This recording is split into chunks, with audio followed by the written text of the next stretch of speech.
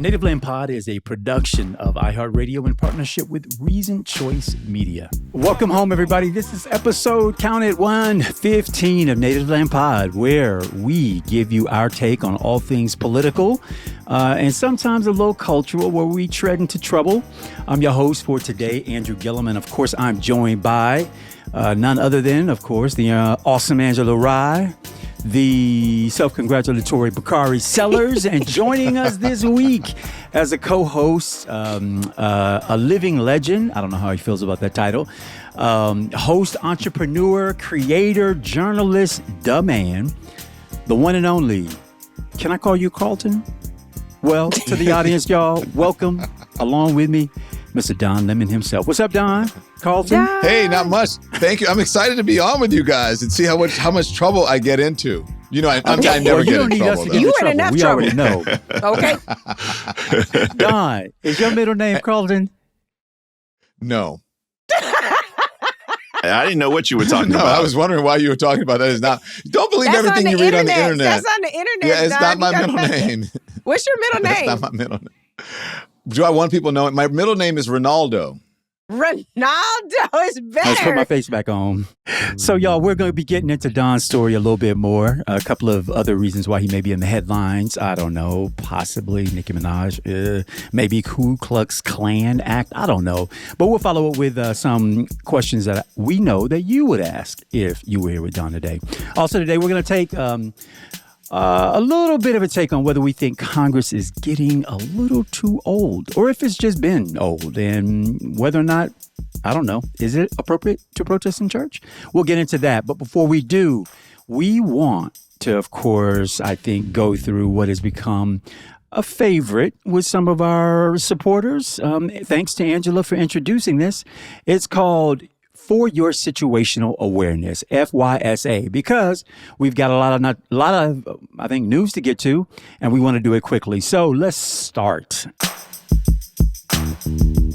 I want to just focus everybody back on what's probably at the top of the headlines and a lot of the cable news, and that's Davos.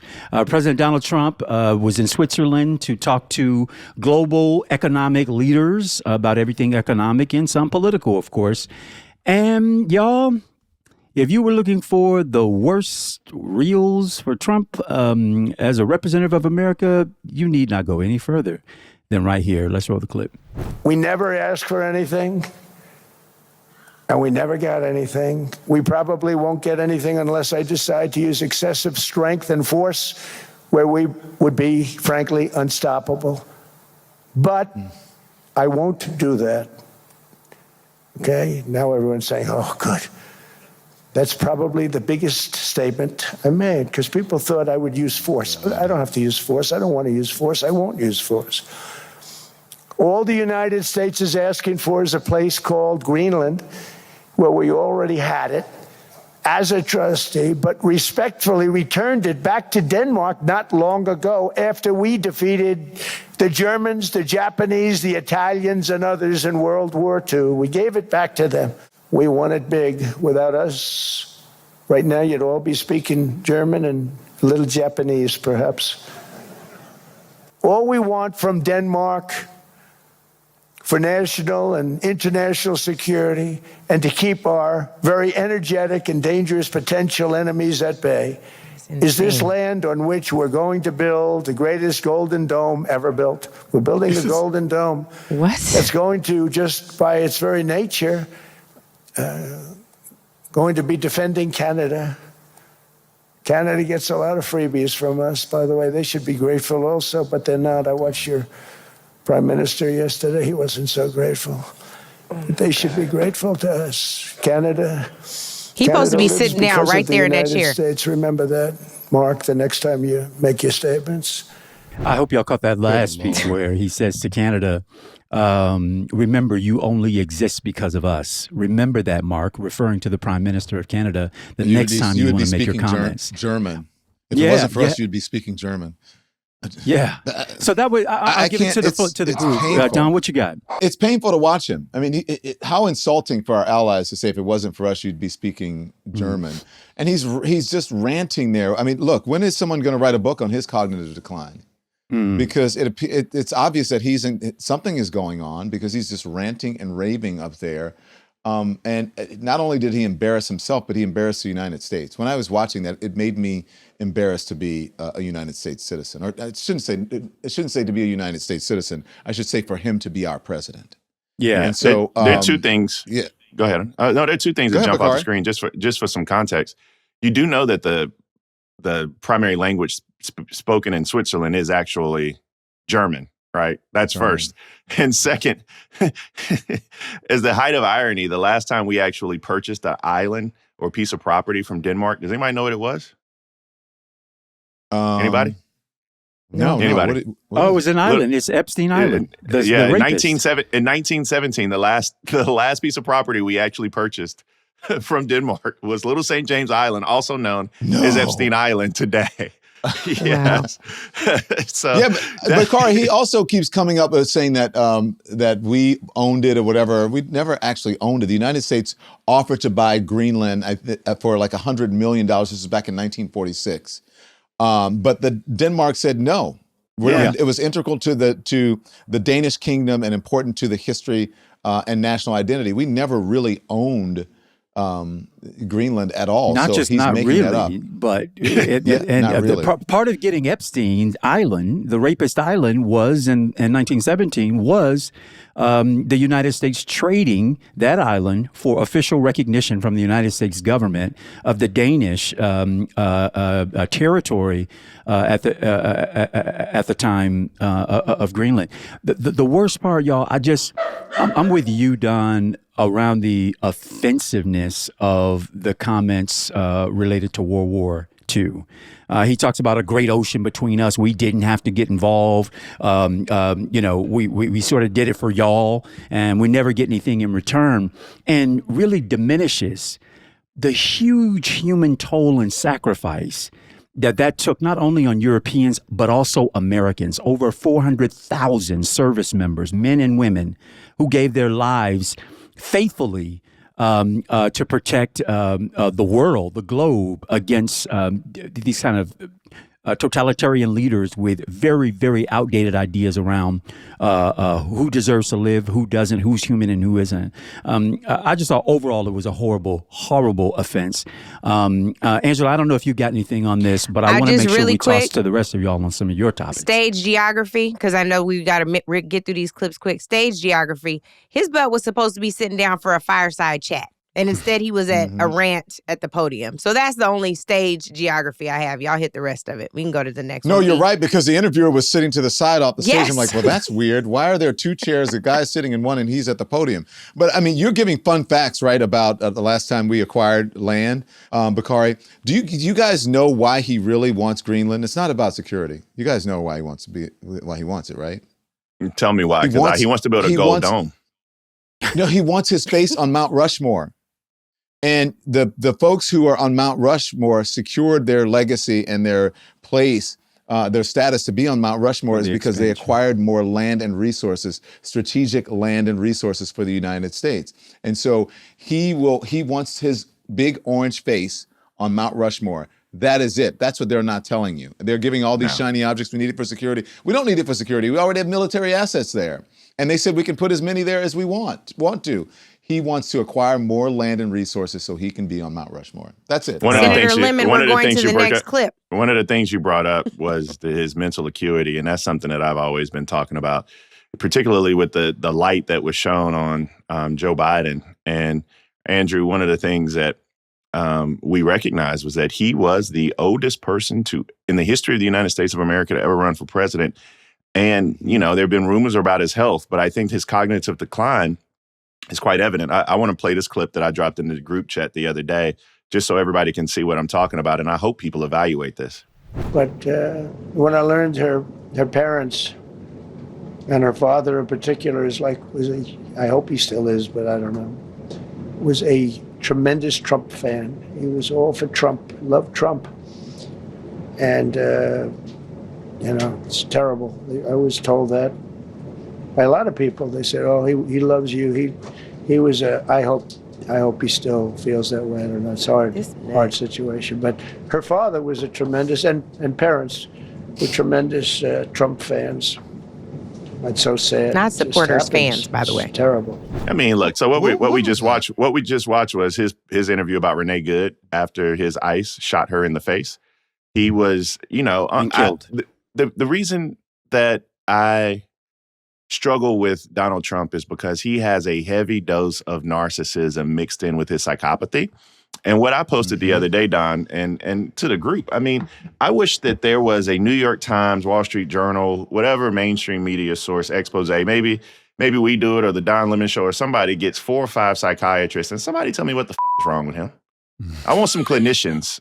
I want some clinicians to sit back and be able to, because I don't feel right guessing about people's mental health and acuity. But somebody tell me what's wrong with him other than just being old. Well, that's I know a good a lot question. of old people who don't act like that. Correct. Correct. Plenty. But who we've don't all act like had that. old people in our family where we see the moment that you take the car keys, right? Well, And let me see tell the you, moment Don. where they need a nurse. Speaking of taking the car keys, we just talked about his ICE. Don, there's a clip that you wanted to get to. Yes, I want to get to this clip, and that is in Minneapolis, St. Paul.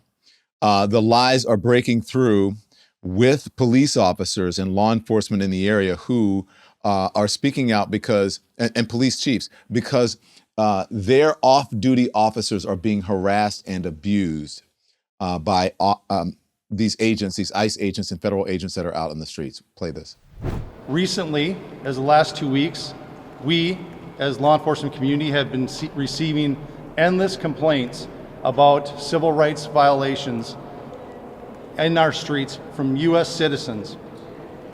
What we're hearing is they're being stopped in traffic stops or on the street with no cause and being forced to demand paperwork to determine if they are here legally. We started hearing from our police officers the same complaints as they fell victim to this while off duty. Every one of these individuals is a person of color who has had this happen to them. In Brooklyn Park, one particular officer that shared her story with me was stopped as she passed ICE going down the roadway. When they boxed her in, they demanded her paperwork, of which she's a U.S. citizen and clearly would not have any paperwork. When she became concerned about the rhetoric and the way she was being treated, she pulled out her phone. In an attempt to record the incident, the phone was knocked out of her hands, preventing her from recording it. The officer had their guns drawn during this interaction. And after the officer became so concerned, they were forced to identify themselves as a Brooklyn Park police officer in hopes of slowing the incident and de-escalating the incident down. The agents then immediately left after hearing this, making no other comments, no other apologies, just got in their vehicles and left. Many of the chiefs standing behind me have similar incidents with their off-duty officers. If it is happening to our officers, it pains me to think of how many of our community members are falling victim to this every day. It has to stop. It has to stop, but it's not going to stop. As you saw recently, in just the last couple of days, Donald Trump standing at the podium in the briefing room with pictures of alleged immigrants or undocumented immigrants with alleged criminal histories or criminal records without giving any evidence of that. Lying, saying they're only going after the really bad people, the criminals, undocumented people. We all know that's a lie. And everything else is a deflection and a cover-up. And the reason people are out there protesting in whatever venue they're protesting in is because of the unjust nature that these ICE agents and federal agents are acting in. And they know that they're not using due process. I believe it is their edict to not use due process and just to beat people up and to ask them, for their papers. We're in the United States of America. There are people being asked for their papers who are United States citizens or just on the basis of their accents or what color their skin is. And I'm glad that head of a police department, and there were several there, that they're out there telling the truth. Because we don't hear that from this administration. And quite frankly, you don't really hear it enough, I think, in mainstream media. There's so much both sidesing and just putting on these liars who come on every single day and say, we're going after the bad people. All of these criminals were taken out of the country. It is Joe Biden's open borders. And it's all bullshit. Don, you couldn't be more right. And in fact, let's take a look at this clip that the president was in Davos for other reasons, but made some other news about the state that we're just discussing. Let's roll it. The situation in Minnesota reminds us that the West cannot mass import foreign cultures which have failed to ever build a successful society of their own.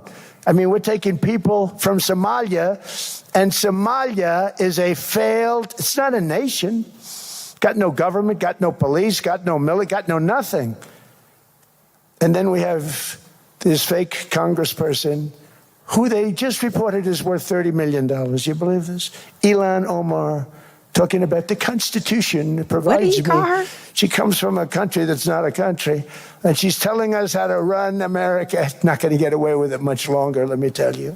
The other comment Elon. he makes about that in reference to why he went to Minnesota is he says, we've got these people from, other cultures, because he rails against Europe about their sort of inclusive policies of immigration, he says.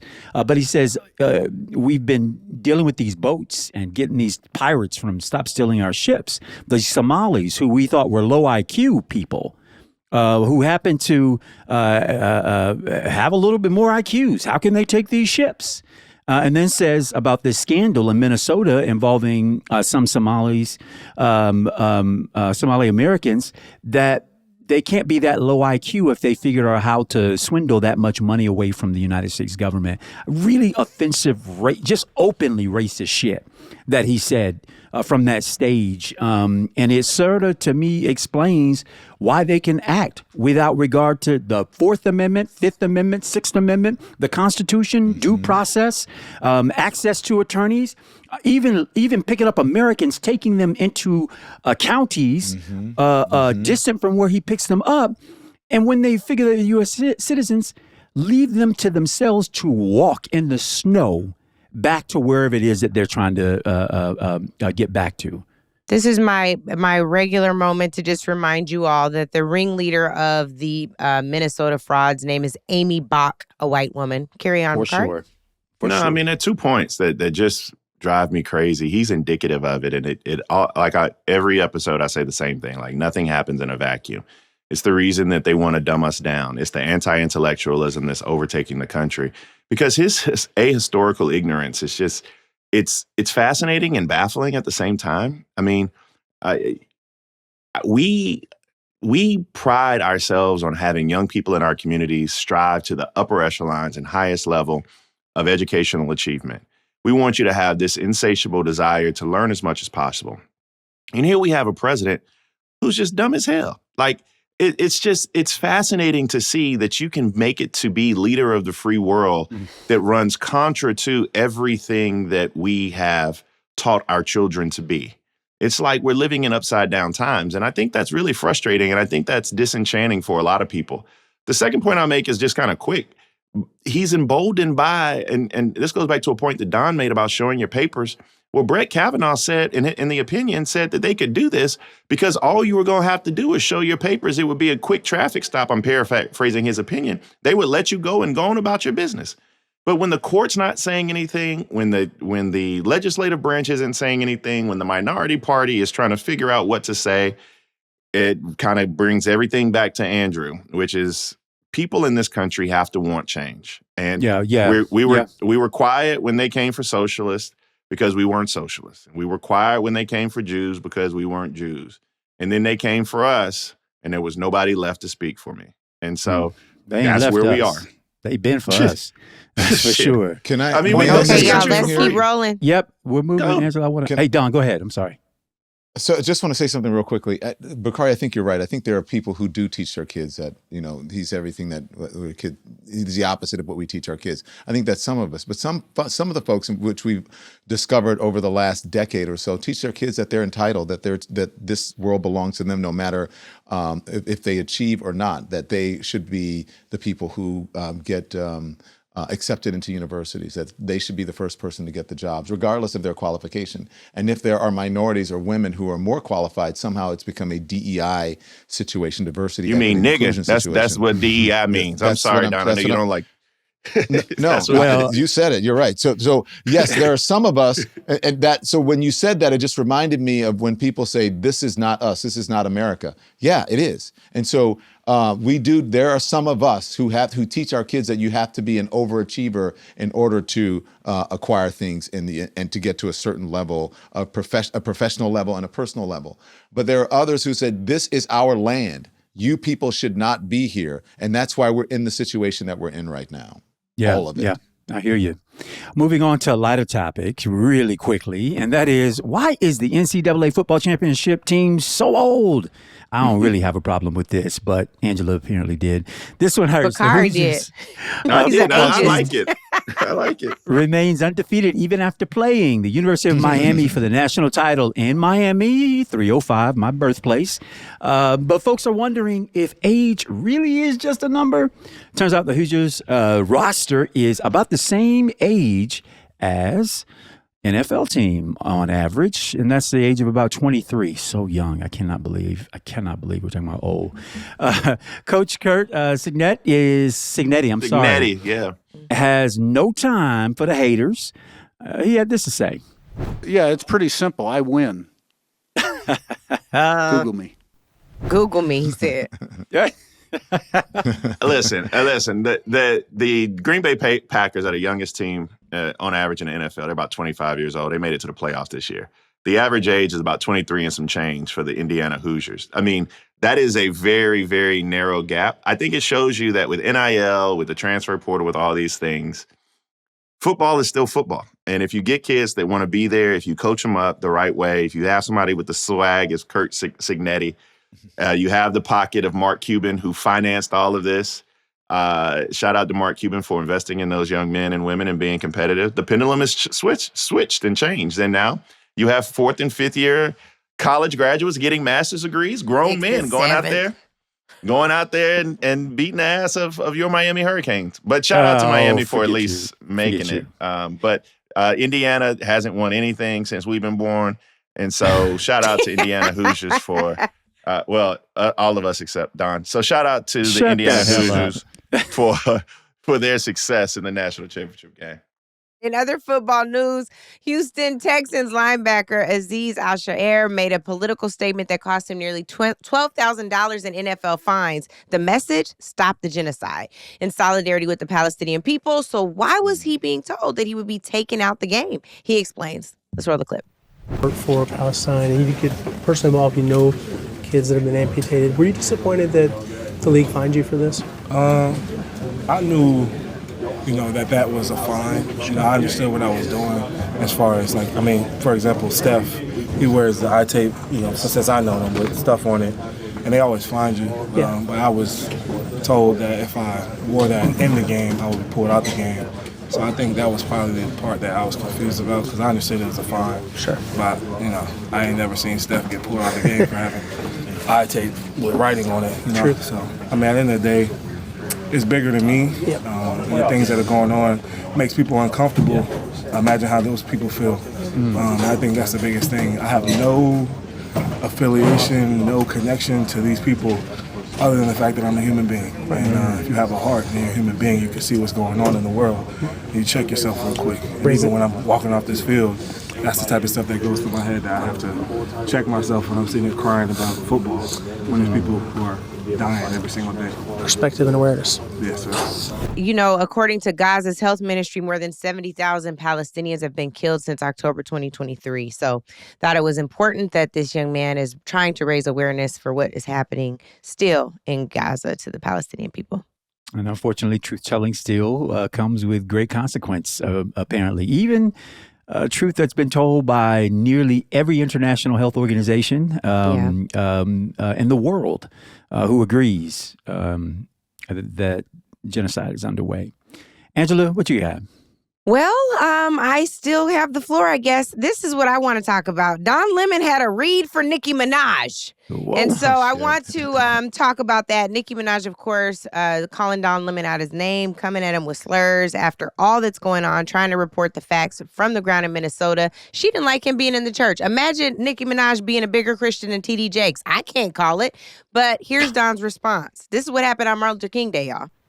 So people have been asking me about responding to Nicki Minaj's unhinged, homophobic tweet about me. I usually don't respond to this stuff, but let me just say this. Nicki Minaj, stop talking about shit for which you know nothing about. This is out of your depth, by the way, and you are a homophobic bigot. You don't care about African Americans, and you're not an African American.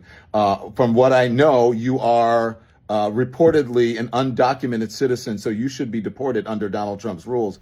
So, Don Lemon, we have you here. I want to know what inspired I want to this see tweet. the tweet first. Can we put the tweet up first? Because Nikki be I on don't that. want to give her. I don't want to put that tweet up. I just wanted to Put make that Don tweet up. mad so he could read again. I just wanted to get him Oh, fired up over it. you was trying to ask you to say? I'm a gas it Well, now. We Put gonna it up, gas put it up, put it up. What if I Popular paraphrase demand. Bakari? She said that she called me Don C. Sucking Lemon. Is disgusting. How dare you? I want that thug in jail. He would never do that to any other religion. Lock him up. Okay, a couple things. Let's start at the bottom of the page, shall we? Can we go back to that? She said, lock him up. Mhm. Now, according to the reports, reportedly, Nicki Minaj came to this country illegally, and she might be undocumented. So under her cult leader's rules, Nicki Minaj should be deported. ICE should come over to her house and do what they do to other people, throw her on the ground, handcuff her, throw her in the back of a car, and deport her, okay? Not done. Number two, I'm just saying. Hey, You I really actually- want- I you really actually- want you black people anonymous. deported? Let the man breathe. Let him. He rolling. I What just you want to mean? know if he Do I really want to want- be asking for deportation. For black Maybe not people? with. Yes. For black people who disrespect African Americans when she is a visitor in our country, yes. And if she supports the man who supports deporting people without due process, then yeah, deport He her said ass. what he because said, Angela. He said she what he said. believes that's the law and the rules that she believes in. I said what I said, and I'm not changing it. Oh, Lord. He would never do that to any other religion. I don't have my book here. I just wrote a book on religion that came out and was a bestseller. I have forgotten more about religion than Nicki Minaj knows, who calls Psalm 23 Sam's when they ask what is her favorite Bible verse, and she says Sam's 23. I'm It like, was she her don't know. accent. That's like It was her Corinthians accent, Don. 2. That ain't her damn accent. 2 Corinthians, like Donald Trump said, his favorite thing is, I want that thug in jail. She must be talking about her husband and her brother, and I reportedly, allegedly, maybe her father. I don't know. That's what I hear. I don't know about that one. But her Dang, not her daddy too. You husband- don't I'm sorry, went the for read is coming. husband. Leave him Her alone. husband. I will check. Her is- husband is on the child sex offender registry. Her husband is a sex offender who was charged with not registering as a sex offender in 2021 and had to serve time and pay a fine, I believe. Her brother reportedly, allegedly, is a pedophile. And so people believe that she's doing that because she wants leniency or something, and that's why she's cozied up to the MAGA folks and she is sitting on stage with Erica Kirk. How dare you? Well, how dare you? Nicki Minaj, Nicki Minaj is outside of her capacity when commenting on anything other than trash or gossip or garbage. And then Don C. Sucking Lemon is disgusting. If she wants to know about disgusting, she should go and just turn to the man she sleeps in bed with every night and ask him is being That's not allegedly. He was actually convicted. No. Allegedly ask sleeps him- in bed every night. okay. That's what we're. And ask him if it is disgusting to be on the sex offender registry, or ask her brother or whatever it is, her family member who is a pedophile, if that's disgusting. That's it. Wow. Oh. Oh, Well, that mic was dropped. This shit is smoking over here. I'm telling you, and we still got more topics. What we got, Andrew? Let's back up. When do you decide to, because this is a good question. This is something that we all talk about sometimes, but when do you decide to respond, Don, versus, because you get a lot of hate your way, and you have gotten a lot of hate for a long period of time, and you have evolved in a lot of different ways. But when do you decide to respond versus when do you sit back and just let it chill? I sit back and let it chill for a lot, but I don't have to do that anymore. So there's a lot of response that's in this body that I didn't get out when I worked in mainstream media for 25 years. 25 years, if not more. So I decided because number one, it's bubbling up. Number two, Nicki Minaj is you have to, and I don't mean, I mean this metaphorically. You have to punch a bully right in the nose, right? You can't sometimes you have to no means no. You have to let a bully know that no means no. When Donald Trump says, I want to annex Greenland, you just go, no. I said what I said, and I'm not changing it. And so I think you have to do that with Nicki Minaj because she thinks it's funny. And also, I think it's also important for a journalist to report the hypocrisy and to let people know that for those of us with real papers from real universities and real degrees, that we studied this and we know how to read in ways and sometimes in many different languages than people who can put up a tweet that is, 30 seconds of something and a picture of another thing and they think it's cute. She put up a picture of the Chucky doll, and I think a better, something that would better describe the whole situation and who Nicki Minaj is a pick-me doll that she should have put up in that post, because Nicki Minaj is a pick-me. She is the definition of what we, especially Black people, call a pick-me. People who cozy up to whiteness because they think that somehow that is going to get them somewhere or make them not as Black. You are not like them. You are one of the good ones. She's a pick-me. Put a pick-me doll in there. I choose not to pick her. And I think gay people who support her with the homophobic things she said about me, and Black people, African Americans who support her, should stop because they are contributing to her vileness. That's real. I think that she's given them access to her Twitter account. I'm starting to think that that's not even her tweeting.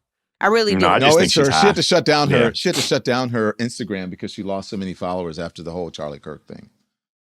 Y'all, I keep. Oh, and you know what? I didn't. I'm sorry. I'm sorry. Yeah, no, please. I'm sorry, Andrew. I totally forgot about the mansion. Did you guys know this thing too? And so I did a whole thing on it the other day where you have to just let people know about things because they think it's cute. She's also involved in a lawsuit that she lost because her husband reportedly got into a fight with a security guard after the security guard broke up a fight reportedly between Nicki Minaj and one of her staff members, and her husband reportedly punched the security guard in the face. She had to sell the mansion. Yep. The security guard has a $100,000 judgment against him, and apparently they're not paying it. So they went to court, and the judge said that they were going to take some of her assets, which included the $20-some million mansion. And as we are taping this, I think that either happens today, that she had to pay it, or tomorrow. So if you want to know what's behind some of these antics, that's what you have to expose. Go ahead, Bakari. No, let's go bid on it, Don. I thought you said big on it. Bid on it. No, let's go bid on it. Let's go buy her home. Oh, can you? That's poetic. That would be poetic. Poetic justice. You know what? Let's do it. I can raise some funds. You want to do it, Bakari? Yeah, I'd love to do it. That'd be funny. Take a picture. We got Since GoFundMe is out here rich, maybe there. I was just All right, y'all, we got big topics. I think because we don't have Don for much longer, we should jump into protesting in church and the allegations of charging him with the KKK Act. So let us roll this clip from y'all's Assistant Attorney General, Harmeet Dillon, and what she had to say about prosecuting Don Lemon and others. It's off limits to go into a house of worship to do your little protest. Protests can occur on public property. Protests can occur outside, on a sidewalk, certain sidewalks, not all sidewalks. And this is like basic what you learn in the first year of law school. There's a time, place, and manner restrictions on the First Amendment right of protest, and they were violated here in this case. No question about it. The only question is who was involved, how many were involved, and how many charges are going to be brought here. Those are the questions. So what I think is important here, I just want to remind y'all that this all is going down on Martin Luther King Day. So your Assistant Attorney General goes on a show with this conservative influencer. Earlier in the show talks about potentially prosecuting Don Lemon and others who were in the church under the KKK Act, also known as the Enforcement Act of 1871. More on that in a second. She later stated that individuals could also be charged under the Freedom of Access to Clinic Entrances Act. This, I think, is important as a backdrop. And we can also pull up the tweet, Nick, where the Assistant Attorney General references the FACE Act. There's another from Donald Trump on Truth Social about what he thinks should happen to protesters who went into this church. So, Don, if you can talk to the audience a little bit about why you were in this church, whose church it was, and why they saw fit to even be there. You were there reporting. Yes, I was there reporting, and I don't even know the name of the church. I don't even know the name of the pastor who was there, but I do know the name of the pastor who was alleged to be, and now has been confirmed by the church to be like I forget some sort of coordinating agent or something of ICE, a directing agent of ICE, acting field director, acting David field director of Easterwood. ICE. Right, David Easterwood, and that he was a pastor in the church. And so that group said that they went there to protest that. I didn't even know what place they were going. It was an organization that people said were doing, they had sent out a flyer, and they were a protest group, and they had been protesting what was happening in Minneapolis. And I landed in Minneapolis and said, sure, I'll follow them. I'll just go chronicle what they're doing. And so when I found out it was a church, I sat back for a bit and I said, let them do their thing. Did I know they were going to go in there? Of course they're going to go in there. That's what they do, or go in there or around the church. I wasn't sure if they were going to go inside or go around the church or whatever. I didn't know what their actions would be, but I knew that I wanted to report on it because that's part of what was happening that day. And so when they went into the church, I stood there and waited for a bit and waited. And then I saw other members of the press going in. And so I walked in. When I saw when the unrest happened, I walked in and just started saying, hey, look, this group is over here. It's chaos right there. They're chanting this. There are parishioners and church members over here who are upset. And let me go over and talk to the pastor. Pastor, how do you feel about this happening in the church? And then he did his thing. And then I went over to some of the parishioners. I said, what do you feel about this? If they said they didn't want to talk, I said, I understand. And I moved on. And then I talked to afterwards the members of the group that had organized the protest. And that was it. I left. And then somehow I became somehow I became the face of it. I'm like, I'm not the face of it. I'm not a protester. And I kept saying to them, when people would say, why are you guys, what do you, I said, sir, I'm not one of the protesters. I'm just here. I'm a journalist and I'm here reporting. And that's it. Would you like to say something? And then that's it. So, well, you know why you're the Right. the face of it, because you are Don Lemon. That's one. Two, the KKK Act don't even apply At all. I don't even know what that is. The KKK D.L. Act was Hughley said passed. he can't appear on my show anymore because he's not going to be on any KKK member shows. There you go. It was passed during Reconstruction, and the purpose of it was to suppress the KKK and protect African Americans. Ironically, she's saying she's going to prosecute you using this act. It was the reason for it was to protect African Americans and ensure their access to due process, access to hold office, and access to serve on juries. Because what was happening was the KKK, they were getting together and they were going out and intimidating folk. And they were like, we need to make sure we keep this from happening. Nothing that you said, the contours or context of what you said falls under the KKK Act. So that's first. Second, nobody should really have an issue with Don Lemon going in there and covering the movement or covering a protest, because journalists cover protests. And I believe you have the right to cover it wherever you should or wherever you want to. The third thing, though, is where I disagree with all of y'all, in that I don't think you or believe you should protest in church. I believe that to be holy ground. I believe that to be sacrosanct. And I don't mind people covering a protest. My problem is with the protesters. And the reason being is because where do you draw the line? It's an extremely slippery slope. And one of the houses of worship that I find near and dear to my heart is Mother Emanuel AME. And in January of 2024, when Joe Biden was in there speaking, it was crashed by some far left, not even far left, but some left-wing Charleston national protesters.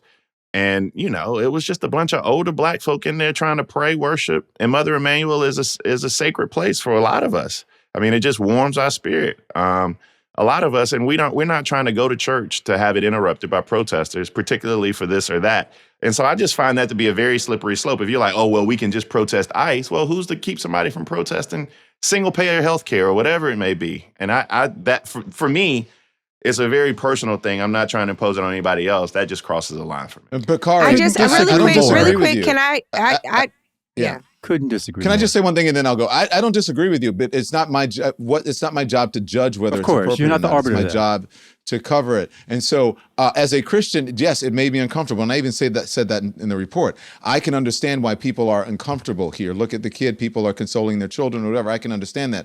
But as a journalist, I may have to cover in a war zone. I may not agree with what our country is doing, but it's not my job when I'm covering it to say that. It's my job to cover it. Agreed. And then let the people decide. Oh, I agree with that. I can talk about whether it's appropriate or not in another way. So I actually feel very close to similar as you feel about it.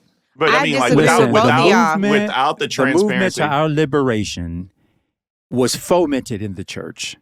The Yeah, of course, no meetings doubt. that led to bus boycotts, that led Correct. to table counter protests, that led to, in some cases, the admonishment of our skinfolk who were not our kinfolk. Correct. And that the pastors did. Pastors spoke of it all the time. Yes, but not all pastors, right? Do you remember a Correct. letter Yeah. from Birmingham jail was directed Correct. at all those, religious, super religious, black, white, and otherwise pastors who said, not here. Not And Reverend now. Jackson hated King so much in Chicago, he changed his address. Correct. You're making the point, right? I guess No, so. I'm not. I don't know how we go from, and I'll stop here, Angela, because I haven't said much by way of opinion here so far. But I don't think Hermeet Dillon ought to be setting up the case for whether or not protest in churches is or is not correct. This is the same woman who would not allow her division of civil rights, which is supposed to ensure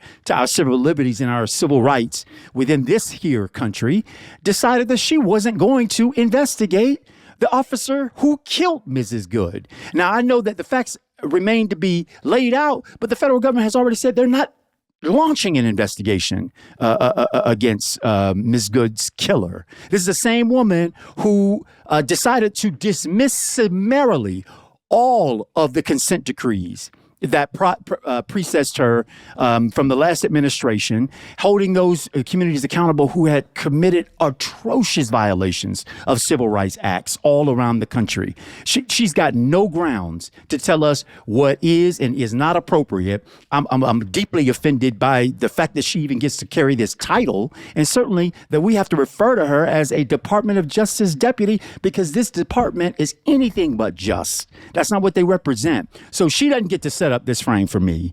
I reject that. But I just want us to keep in mind and consider, what if this were a different day and time? And quite frankly, it feels like maybe similar day and time, but a different day and time, say 1958, 1954, 1960, 63, at a different part of the country, would we be clamoring for our church spaces to be the places in which we not only organize, but also go to protest, to let our voices be heard, to fight amongst each other before we then descend out into the streets with a unified voice and message to move our communities forward? But So Andrew, that's not what this is, though. But I'm not being selective about the fact that there are some places where you have to go. Paula White here in Florida. How you going to hold up the gospel of Christ on Sunday, and then on Monday, you are treading barbs against our communities, all of our communities, as you pretend to be pastoral, moral advisor to President Trump? It just doesn't sink. So listen, my point is, I agree with, as we oftentimes find ourselves, about 75% of what you said. I agree with the offensive nature of the associate attorney general. I think she's out of her depth. I don't think she deserves her job, all of those things. I think that her interpretation of the KKK Act is like somebody just told her that before she went on air, right? I mean, it's just flatly wrong. But again, we're going back to the point that they can be mediocre and still achieve these high levels of power. We covered that a little bit earlier. But I think that you are highlighting and conflating two issues. Like, yes, the church was the central meeting point. Yes, the church was a point of organization. Yes, the church was a place where you could go out and articulate from the well of the pulpit. Nobody does that better right now than Raphael Warnock, right? Ebenezer Baptist Church, Raphael Warnock goes up there and he talks about the scripture, equates that to making sure that we understand Sunday is not the only day that we do this, making sure that we're out there doing God's work Monday through Saturday, basically relying on the scripture as a blueprint. I agree with all of that. Yeah, what I'm saying, leaving protesting until it treads on us, right? Yeah, but where I am, what bothers me though is in that house of worship, a place where we were stripped of everything that we had when we came here, except faith, where we hold it to be sacrosanct, where we hold it to be a place of home. And yes, we can argue and bicker, because black folk bicker and argue in the church more than anywhere else. What I'm saying though is for an outside body, because that's what a protest is, to come in. To come into our church home, to come into our home, regardless of what it may be, and to protest something. Why do you feel that way, politically. Bakari? That's what. Can we get to behind why you feel that way? I really want to chime in here, because I think that there's. Go ahead. No, I was just going to say the why is that I don't feel like we have many spaces that are our own. I don't feel that we have spaces that we can have a certain level of peace. I don't feel like there are spaces where you can go in and rest in your thoughts, in your faith, in your worship. I mean, I go sit at Potter's house and be up there crying in that moment. The last thing I want somebody to do is come in there and protest because I don't like Bernie Sanders. Like that is for me something that I find to be mine and my Lord, and I want to have that time. And I ain't protesting in nobody's church. I'm sorry. I'm just going to tell you this. Like, there's a difference between fascism faith and Black liberation theology. And so I think that the main thing that we're conflating here now is that all places of worship are made equal. I want to remind the audience that the purpose of this particular protest is because David Easterwood, who is a pastor at City's Church, is the field director, the acting field director for St. Paul, for ICE in St. Paul. Renee Good was killed. The protest was because Renee Good was killed under that man's leadership. And so it would be one thing if they were protesting scripture. It would be one thing if they were protesting the fact that they didn't like this particular pastor because they don't like what he preached about last Sunday. It would be another thing as well, Bakari, if people went to Mother Emanuel to protest the fact that Dylan Roof didn't get a big enough cheeseburger on the other side of killing the parishioners at Bible study. What we're talking about are people who are protesting because their lives are at risk. What we're talking about is people who took on the mantle of Jesus in Matthew 21, verses 12 and 13, when he flipped the tables over. We're talking about protesting Pharisees and Sadducees, not Gentiles who don't know any better. We're talking about protesting people who act under the color of law, people who are acting under fake moral authority, not what is biblically true, not what is loving your neighbor as yourself, not what is feeding the poor, not what is taking care of the migrants, not what is taking care of people who are in prison, incarcerated, and being done wrong, clothing the naked. They took a naked man outside of his house, fresh out of the shower, with this ICE. So I think that we've got to differentiate between. But how do you differentiate? How do you? My point to you is very simple. It's very simple. It's immoral. They're protesting what is immoral under the color of the cloth. But I mean, we just had a protest. We had a protest in Mother Emanuel that wasn't about a cheeseburger. We had these people who came in and protested Joe Biden. So I think why that do you different. think a church is off limits? Why is that off limits? So do we deem religion to be off limits? Because that's problematic too. Because you've never been in an argument with someone and they say, because God said so. And then you go, I don't think that religion is off limits. God said so for slavery. I mean, I don't think religion is off limits. I mean, in fact, I think that religion as a vessel for protest. I mean, I just took my kids out to see the Buddhist monks that are traveling from Houston, Texas. They're walking 2,300 miles. And I just, it's not my religion. It's not my faith. But I wanted my kids to be able to be a part of that movement, see things. They got a chance to meet the monks, meet Aloka, the little dog. But my point is this. We're setting this arbitrary red line, or this arbitrary line that houses of worship, and that is what bothers me. I mean, houses of worship are different. You set the line, bro. You established the red line. I don't believe there is a line. No, but no. But I'm responding to Angela, because Angela was dictating that all churches are not created equal. Which, although I agree, trust me, I do agree with. Who is the arbiter of that line? My line is very clear. My line is white red. I think it's God. I think it's God, and it's the God in me. I think that, look, I understand how you feel as a Christian, as a practicing Christian. I understand how you feel about that. But I would also have to ask you about, what if there were people whose children had been abused by priests? Would you not want them to go into a Catholic church and say, that man abused my child? That man sexually assaulted my 9 or 10 or 7, whatever. Would it be like, oh, you can't tell your truth because you just can't go into a church? No, I mean, I think you can go. Like, I think that if you have a child who is a victim of child sex abuse, like in your example, and you are someone who stands up and says, in that spirit, it comes over you, and you speak your truth in that moment, right? That is what the church is for. If you're speaking your truth, that is what the church is for. But hold on. And he was also talking about a member of that church, or somebody who had a relationship with that church. So relevant. What I'm talking about is creating an outside entity that has no affiliation with the church at all and protesting that church or inside that church. I mean, we're talking about, but they're not choosing that church for no reason, right? What if it's a group of people who are protesting against child sex abuse, and some of the child sex abusers are in that church? I mean, I think that we can go down this path and have these exceptions, and I think that there are places and times. There are exceptions, B. There are even places in the and law. times.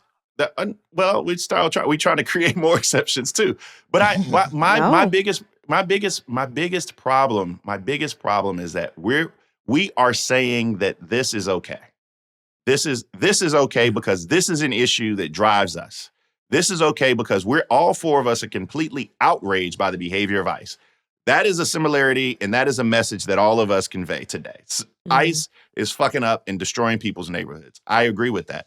However, when Andrew Gillum or Bakari Sellers or Angela Rye speak at the next church, and we are rolling through talking about the pain and the fight for Black liberation, and then you have a group of Moms for Liberty, have no affiliation with that church, come into church and say, you niggas are bad for society. Yes, you're bad for life. If they wanted to shoot their shot in that way, come on in, right? Because the environment will curate its own experience for and you, right? When you make the choice, I'm just saying we don't get to be selective about what issue necessitates protests at a church as a venue. I think whatever it is, because people don't generally just randomly show up in churches to protest for no reason. Usually people are engineered by something that has occurred. There is usually a connection, and that provides the moral clarity for the people who are part of that protest to be in that place at that time. I just think in today's society, and quite frankly, for our community, it's been that way since jump in this country. But in today's society, where churches, particularly white evangelical churches, are the organizing centers for politics, centers of politics, I don't understand how we then draw the line. But you said this twice, and it's not right. You can use a church to organize a protest. You just can't execute one there. You said this twice. Can you name me throughout history, using your civil rights direct line and metaphor, can you name me an organized protest that Black folk have had in opposition inside of a house of worship? Oh, we've had them. Yeah, when the Black people had to integrate churches. Black people integrating churches and going in and sitting in the pew of churches, that's a form of protest. I'm not talking about large scale. I'm not talking about large scale movement, March on Washington type stuff. But I have been a part of congregations where people have come in and protested, including I've seen in my community people who have come in and protested the pastor who is sleeping with this person's sister. What you're doing is you're attempting to curate. You're trying to but this curate is also what that interchurch beef is. because the interchurch beef is that they are not abiding by can't scripture. Say what you say you on literally Sunday. have someone who is the pastor of the church facilitating ICE abuse. I meant intra, not enter. I meant intra, but go ahead. I'm sorry. All I'm saying is this. Let me just reference the law, because you referenced KKK Act. We know that was created under Reconstruction. But also, this Assistant Attorney General references the Freedom of Access to Clinic Entrances Act of 1994. You know who the sponsor was? The late Ted Kennedy. The reason I'm bringing this up is as a compromise, places of worship were integrated into this particular legislation, but this was really about people who are defacing clinics where people were getting abortions. Now, they say specifically in this bill that there's nothing in here that should be taking away activities protected by free speech or free exercise clause of the First Amendment. And I think that it is very important that we decipher between the two. We can feel disrespected. We can feel afraid. Sure. We can feel concerned that people are in places that we normally deem sacred. But what should be more sacred than anything else in this life, in this country, is life itself. And this woman's life was taken from her. So these pro-life people at this city's church and their acting ICE director, who is also their pastor, should have to make a statement, should have to be clear about where they stand in this. Donald Trump is even saying, well, ICE has made some mistakes. He's being very cavalier about it, but at least he's even acknowledging that they've made mistakes. This pastor's not doing that. And I think that our folks have every right to demand that he says something, if nothing else, an apology to her family. Angela, I agree with you. I simply just want to align myself with, I am issue agnostic about what the protests may be or may be about. I understand that there are many of us who hold in our hearts our churches sacrosanct. There are people who also hold their traffic time, the streets that they go on to get from and to work, sacrosanct, and do not believe you should be able to come into the intersection and disrupt that. Protest is fine so long as it doesn't disrupt me. But the meaning of protest, the very essence of why we do it, is to shake you out of your normal, to do something so drastic, so different, so capturing, and quite frankly, out of place for the moment, that I hold your attention so that you get to hear what it is that I have to say. Again, I think, obviously, I consider my church space sacred, my prayer time sacred, my home sacred, and so many other things. And there are laws around all of that. But protest by its essence, at its depth, at its very meaning, is to, frankly, to cause you to say amen or ouch.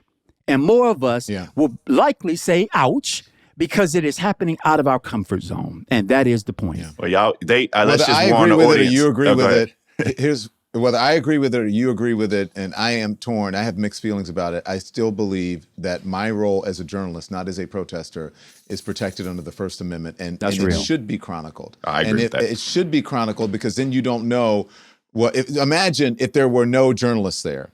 Yeah. And it was not chronicled, and if it was not recorded, they could have made things up about what the protesters did. The protesters could have made things up about, and now you see it all on camera. And that is the role of a journalist. So, and we need you. We need you, and the First Amendment also needs you, and we also need Congress. But do they need to be?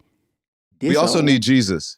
We need Jesus. But I was just going to say, I think we all four of us will agree. You walk up and protest in the black church, your experience, to use Andrew's term, will be curated.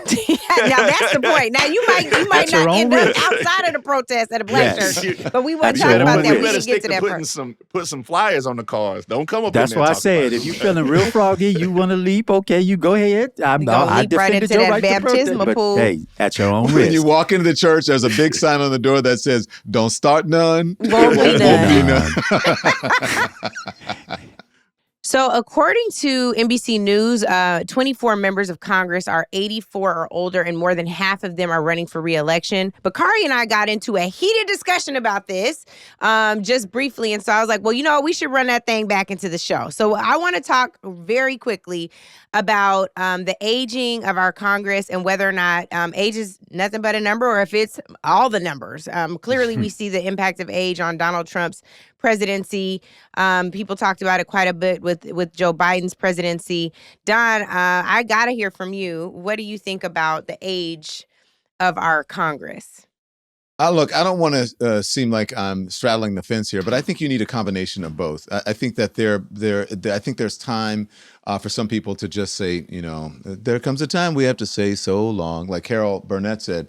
And I think we have to make room for young people with fresher ideas, because that's how if you ever hang around a young person, like my social media team keeps me young, and they have great ideas. And a lot of the folks who are the old folks don't understand where the world is going, AI, streaming, computers, and all of that. But I believe there is one thing that older people have that we can't buy, and that's wisdom. And I think we have to respect that wisdom, and also you have to respect experience, because there are things that people with experience, they've gone through 100 times before, and they know how to deal with it. They know how to deal with pressure and pain and grief and all of those things that one of the younger souls may not be able to deal with as well. So I think you need both. You need the old one, each one teach one. I think you need some of the older folks to do that and some of the younger folks to come in. But I do believe that we need more young people there, younger voices, fresher ideas.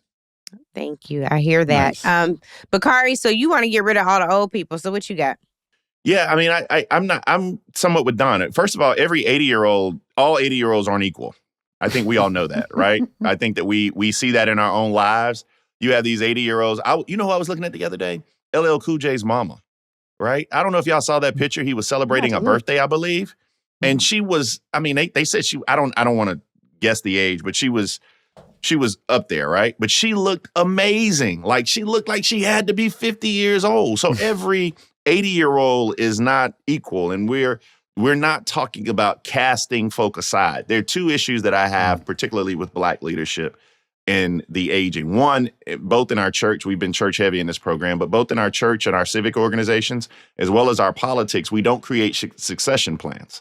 We don't have any idea who or what we're looking for in the next upcoming leader, which means that when something happens to our aging leaders, when they fall, break a hip, when they have a heart attack, when it's a tragedy that strikes, whatever it may be, we're just sitting out here John Conyers district is probably one of the better examples, right? Detroit, Michigan has no Black, the city of Detroit, one of the blackest, I think it is the blackest major city in the United States of America, has no Black representative in the United States Congress, not a one, right? And you begin to see those things. The other thing is, and this is when Angela really gets mad at me, because I think that we need a job fair for these niggas.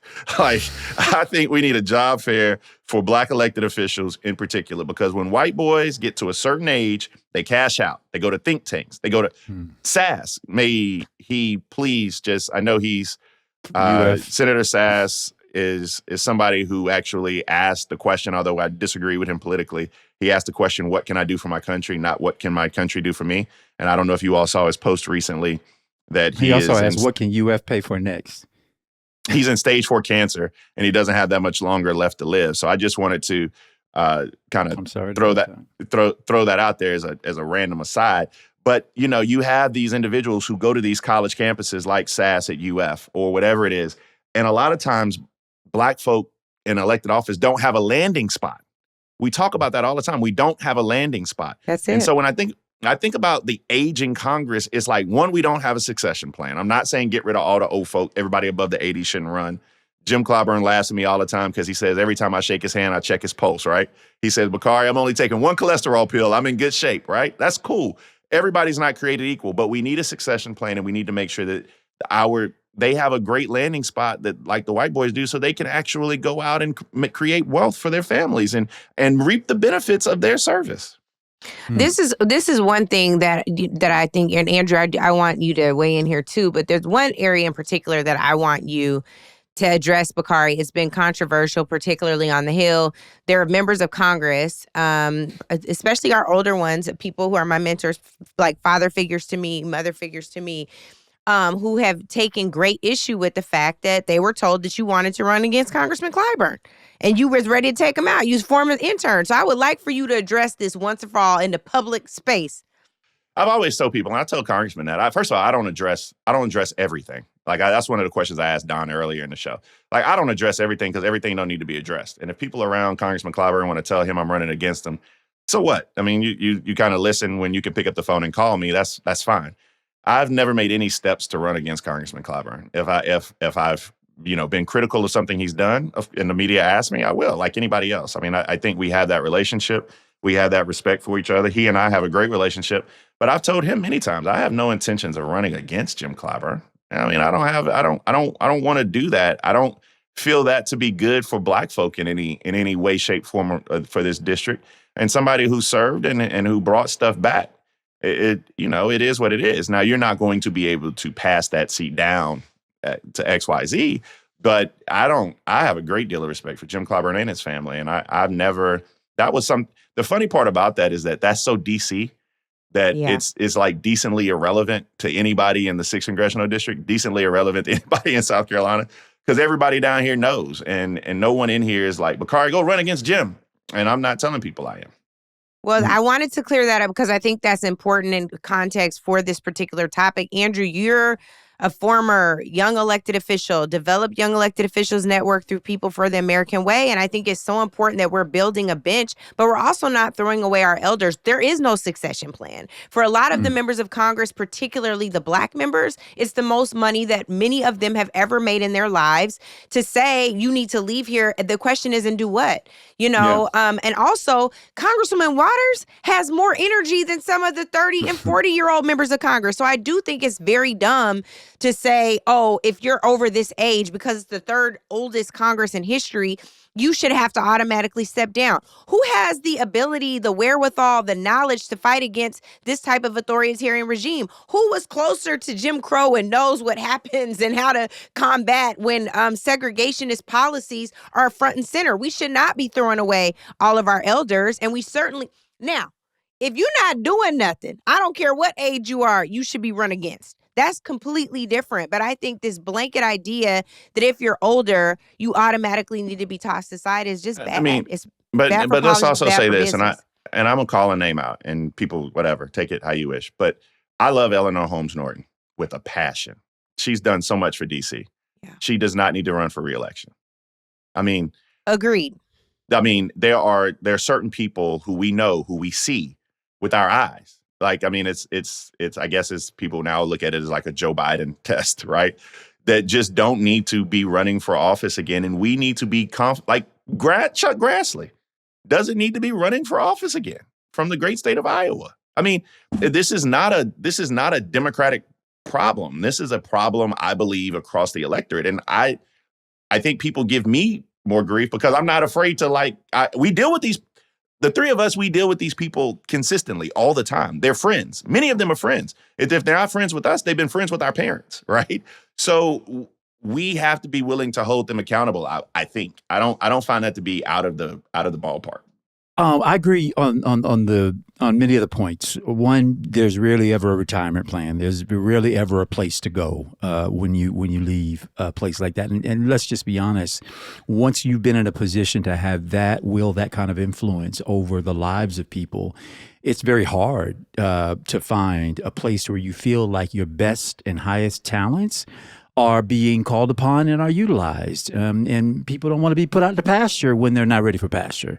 And so I'm a big fan of leaving. You know, people say, term limits, what's your opinion?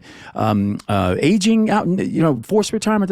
Look, if you are on a ballot, that already exists. The voters are the arbiters of whether or not you get a term or you get your limit. And you have to trust them to decide that for themselves. And they've been able to do that even against long-term institutional names.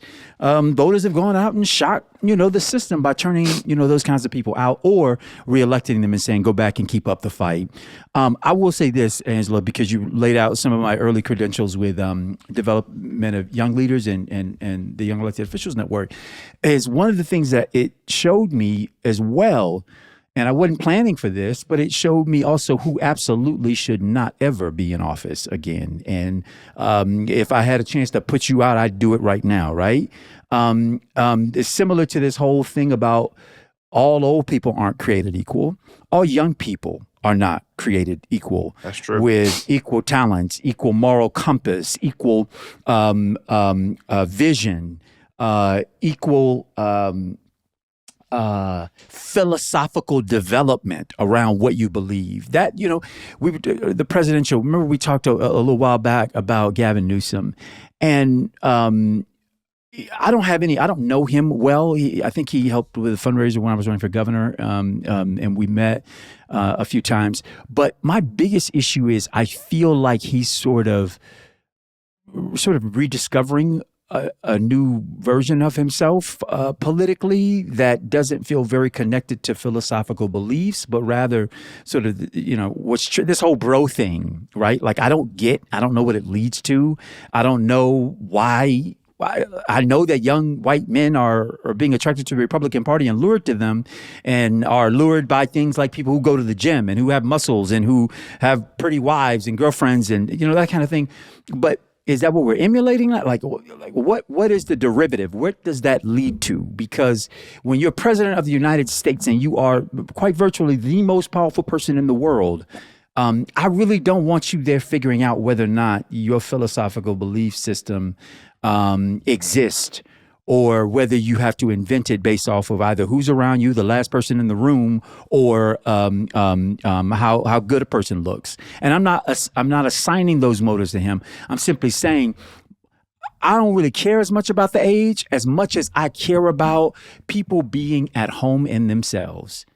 Like, I can say no very clearly. I'm so much more clear, and life has taught me some things that I didn't know when I first got in. I wasn't bad as an elected when I first got in. I was extremely, I felt energetic and curious and innovative, but also very Pollyannish and not always clear about why somebody was in front of me, what they were asking for, who was on the come up on the other end. So I just think that there are things that season you over time that ultimately will yield a better product for the people who put you there on their behalves. So develop yourself first. Develop your philosophical thinking and belief system. Mm-hmm. Develop your own moral compass. Develop where the red line is that I will not go beyond. And then we can talk about you running. And then don't be afraid to evolve while you're in office. You should evolve. You know? You should. I mean, but we also have people from somewhere. You're right. I mean, Andrew, that last portion of that soliloquy was just superb. Like it was brilliant, because I echo that sentiment all the time because people come up to you, they're like, young people especially, I want to run for office. I'm like, dog, spend some time with yourself. Like figure out. The other thing is we go into office broke, which leads to a lot of other problems. No doubt about that. I mean, we go into office thinking it could lead to a lot of our problems if the money is the value and you haven't thought about how you cover your Maslow's hierarchy of needs before running. And if you think that you're white, because white boys can do things that y'all can't in office. Let's be clear about that. And I do think that Andrew, you and I, and Angela as well are somewhat to blame, because a lot of people see running for office as this kind of springboard to platforming themselves on TV or other things. Yeah, celebrity. The celebrity in politics thing, when I ran for office in 2006, much like when you ran for office first, that wasn't a part of it. Celebrity in politics, the celebrity in politics didn't really come along until you had Barack Obama, when people began to fight. And you had that intersection of politics, culture, sport, and entertainment, right? That's when people were like, oh my God, you can go out. And I mean, you got political groupies now, right? I mean, it's just a fascinating type of profession. And Bakari, it should be a public service. I've always had groupies. Oh, of course, because you are the Angela Rye, not just Angela Rye, the. But Bakari, building off that, I just wanted to say I thought we were going to go to commercial after that. No. I was just going to say the other thing that happens, I should have dropped the mic. Sorry, she dropped it anyway. But is that there are those who we know are in the field who make it look easy. That the way you experience them, it seems so effortless. You actually convince yourself that there is no effort, that there's nothing that came before that amazing experience that you had with them that you also feel like you can replicate. Like, oh, if they could, I can do that, right? But you know what? There is more. What was that? There used to be this commercial, and Alicia Keys said, "My overnight success has been decades in the making." Mm-hmm. So we see the highlight reel and think, "Oh, well, if I getting that, and then I'm a da da da da da." No, this has been building. This has been happening. This has been coming. That whole, we're the same age, and I want to run and be. What have you done? What has made you ready for the moment? And that doesn't mean you had to have been elected before, but you better be able to tell me something about something that gives you the stiffened spine that this is the work that you should be doing for others. Otherwise, you should definitely go in and turn for the person who is holding the seat that you think belongs to you, or some other thing, right? But I think there is a impression sometimes that there are those who make the thing look sort of effortless, that people think you can get it and then be effortless as well. And that just means unprepared, not ready for the moment. You're caught flat-footed at the first crisis, so on and so forth. So no, the overnight story has been decades in the making. I want to just point out that you all always make everything look so effortless. And for another one who makes things look effortless, Don, who joined us today, he had to step out because he got legal stuff to deal with thanks to your crazy administration. But we're going to effortlessly now go to our CTAs where Don will rejoin us. My call to action is to like and subscribe to the Don Lemon Show on YouTube, on Twitch, on Substack, on Instagram, and all of the platforms, because this is a time, all the things, and it's very important that you support us, because I believe that independent journalists are doing the work out here, boots on the ground, and I'm very happy to be in this space and sharing it with people like Joy Reid, like Jim Acosta, like Georgia Fort in Minnesota, and others who are out here, like Roland Martin, Angela, Andrew. I don't know about you, Bakari. You're kind of a hybrid. So I'm halfway proud of you. I'm kidding. No, I'm very proud of you, brother. I'll take it. I will take it. So yeah, like and subscribe to the Don Lemon Show on YouTube, Substack, Twitch, everywhere you get your streaming. I love it. I love it. Don, we're proud of you, Don. You're killing it. Thank you. And to vote for me. Vote for me for the 4 NAACP Image Awards that I was nominated for. Unless he's in our category. If he's in our category, vote for us. Yeah, I was about to say, yeah. Give him your second. Call you asked me my call to action. I love you guys. And I'm sure you love me, but you want people to vote for you, right? I want people to vote for me. So, but if you win, I will be extremely happy for you. And the ticker tape, it'll be for our page. But yes, keep going. You can vote for him in the other 3 categories. Before I hop into my CTAs, I wanted to make sure I made 2 very, very quick announcements. The first is that my Substack is launching. It has launched. Check it out. Shout out to my team, Brian Fitch. Shout out to Jared Lodholt. It has written material for me. You can find everything from CNN appearances, speaking engagements, Native Land Pod, all of those things. Oh, and my second announcement ties right into the Native Land Pod, because every other Monday, beginning on January 26th, we're going to kick off my solo pod, which is just going to be a little bit of time I spend with you, kind of live-ish, I guess. I don't know. Talk to the producers about that. But we'll be talking about sports, entertainment, politics, culture, all the things that you want us to cover. And I think that's important to note right before I get into my calls to action. My call to action is very simple. I always tell people, particularly young people, that the most important currency in this country and the world that you have, the thing you should cultivate more than money, is relationships. And my relationship with Don Lemon has been something that has been amazing from a very long period of time. From when Caputo called me boy during the commercial break of the Don Lemon Show, to when he was just like breathe. I thought that was Match Slap. Match Slap. I didn't mean Caputo. Match Slap. You're right. And do you know who was never on my show after that? You did not what? Mark. I was thinking about the other. I was thinking about the other Caputo in my head, not Mark, but the other one. But it was Match Slap. But Don, you know who was never on the show after that, right, Bakari? Yeah, I know he was never on the show again. But you meant so much to us, and I think that for a long period of time, you got somewhat deservingly an interesting reception from Black folk, but. Over the past decade. It was the weed thing in Missouri for me. It was definitely the weed thing in Ferguson. But over the past decade, I don't think I wasn't lying. I smell weed, but go on. Let me finish. I don't think that people realize how much you have helped bring Black voices onto TV, giving myself an opportunity, Angela Rye an opportunity, Andrew Gillum an opportunity, Simone Sanders an opportunity. Because the way it works is the white folk at these networks, they go to Black folk that they know and say, are they going to be good? Is it okay? And you put us on your show. You let us have that freedom. You let us be able to get our thoughts out. And so my call to action is to say, build relationships, value relationships, and also give people their flowers while they're living. And so thank you, Don. I know you're getting up there in age, so I just wanted to say thank you.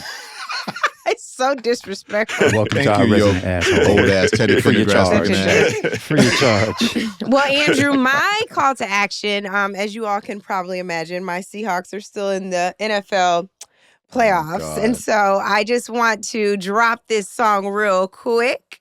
My call to action is support the Hawks. Mob on 3, 1, 2, 3. I was looking for my merch over here. Oh, wow. Yeah. M.O.B. You are now entering the death zone. Welcome to the dark side. It's time to eat, boys. Mob mentality. And when we say mob, we mean... I'm not going to have a licensing issue. This is my friend Dre's song. Oh, okay. I was about to say. To the dark side. When you see that blue and green, know it's mob ties. Defending every blade of grass when we cut lie.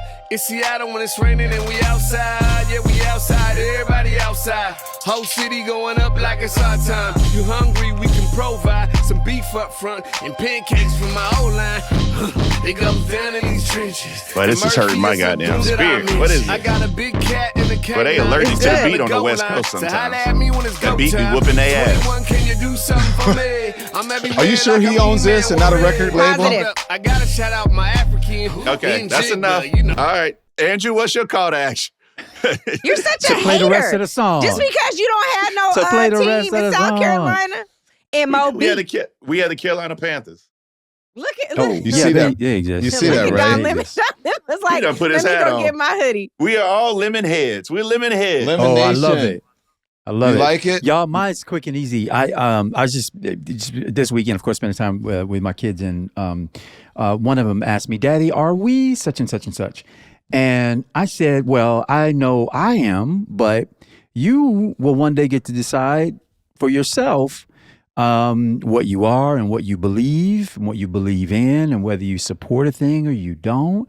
I just encourage you to, really stay honest with how you feel, and don't let your friends around you, try to tell you to believe or to do a thing just because they're doing it. And I guess what that reminded me of is just the significant importance of helping our children to very honestly think for themselves. There are things, obviously, at certain ages you have to be directive about.